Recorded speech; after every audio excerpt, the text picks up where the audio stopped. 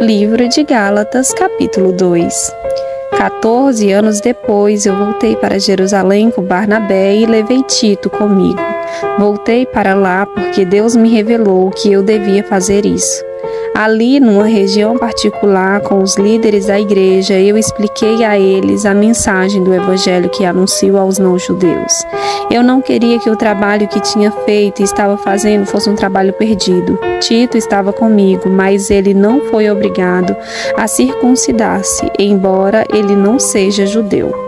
Porém, alguns tinham se juntado ao nosso grupo, fazendo de conta que eram irmãos na fé e queriam circuncidá-lo. Eram homens que tinham entrado para o grupo como espiões, a fim de espiar a liberdade que temos por estarmos unidos com Cristo Jesus e para nos tornar escravos de novo. Mas em nenhum momento nós cedemos, pois queríamos que vocês tivessem o verdadeiro evangelho. E aqueles que pareciam ser líderes da igreja, digo isso porque para mim não importa o que eles eram, pois Deus não julga pela aparência. Aqueles líderes, repito, não me deram nenhuma ideia nova. Pelo contrário, eles viram que Deus me tinha dado a responsabilidade de anunciar o evangelho aos não-judeus, assim como tinha dado a Pedro a responsabilidade de anunciá-los aos judeus. Pois, pelo poder de Deus, fui feito apóstolo para anunciar o evangelho aos não-judeus, assim como Pedro foi feito apóstolo para anunciar o evangelho aos judeus. Por isso, Tiago, Pedro e João, que eram considerados líderes da igreja, reconheceram que Deus me tinha dado essa tarefa especial, e como sinal de que éramos todos companheiros, eles deram a mim, a Barnabé, um aperto de mão. E todos nós combinamos que eu e Barnabé iríamos trabalhar entre os não-judeus e eles entre os judeus. Eles nos pediram só uma coisa, que lembrássemos dos pobres da igreja deles, e isso eu sempre tenho procurado fazer.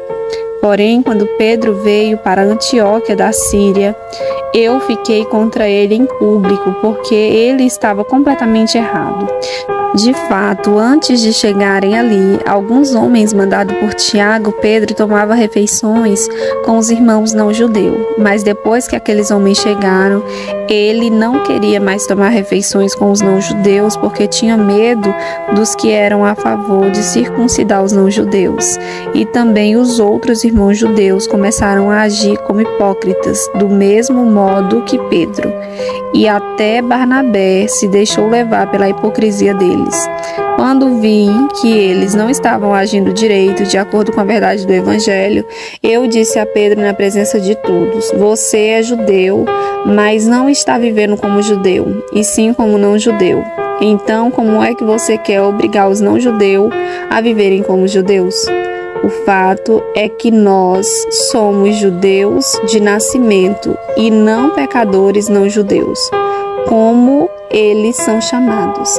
Mas sabemos que todos são aceitos por Deus, somente pela fé em Jesus Cristo, e não por fazerem o que a lei manda. Assim, nós também temos crido em Cristo Jesus, a fim de sermos aceitos por Deus pela nossa fé em Cristo, e não por fazermos o que a lei nos manda. Pois ninguém é aceito por Deus por fazer o que a lei manda. Ao procurarmos ser aceitos por Deus, por estarmos unidos com Cristo, fica claro que somos pecadores, como os não-judeus. Mas será que isso quer dizer que Cristo trabalha em favor do pecado? Claro que não.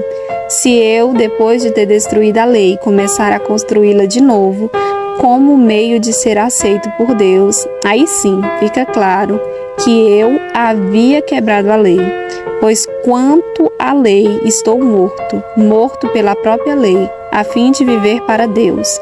Eu fui morto com Cristo na cruz, assim já não sou eu quem vive, mas Cristo quem vive em mim. E esta vida que vivo agora, eu a vivo pela fé no Filho de Deus, que me amou e se deu a si mesmo por mim. Eu me recuso a rejeitar a graça de Deus, pois se é por meio da lei que as pessoas são aceitas por Deus, então a morte de Cristo não adiantou de nada.